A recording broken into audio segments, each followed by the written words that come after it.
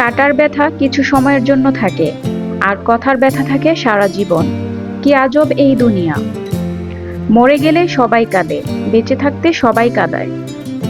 আমাকে একবার না, যদি 1000 বার জিজ্ঞেস করা হয় এই পৃথিবীর সবচেয়ে কঠিন কাজ কি, আমি বলবো মানুষ চেনা।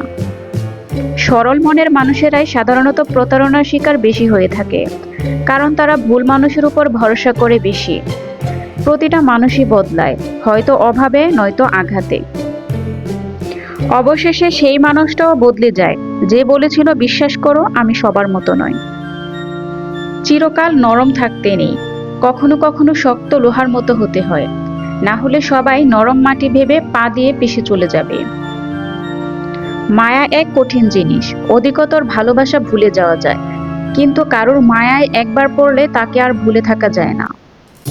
অধিকতর ভালোবাসার আঘাত ভুলে যাওয়া যায়। ঝগড়া নয়, কখনো কখনো চুপ থেকেও নিজের গুরুত্ব বুঝিয়ে দিতে হয়। দোলনা যতটুকু পেছনে যায়, ঠিক আবার ততটুকুই সামনে এগিয়ে আসে। কাউকে তোমার মূল্য বুঝিয়ে দিতে অনেক সময় কাছে আসার জন্য হলেও কিছুটা দূরে সরে যেতে হয়। যে চলে যেতে চায় তাকে চলে যেতে দাও। ঘুড়ি ছিঁড়ে গেলেও তার শেষ উড়াটা দূর থেকে দেখতেই সুন্দর দেখায়। যে তোমার অনুভূতির মূল্য দেয় না, সে তোমাকে ভালোবাসতে পারে না। আবার যে তোমার অল্প কথার মানে বোঝে না, তাকে রচনা লিখে দিলেও সে বুঝবে না। জীবনে সব ধরনের মানুষের প্রয়োজন আছে। কেউ তোমাকে পরীক্ষা করবে, কেউ তোমাকে শিক্ষা দিবে, কেউ তোমাকে ব্যবহার করবে, কেউ বা তোমাকে বেঁচে থাকার প্রকৃত অর্থ বলে দেবে।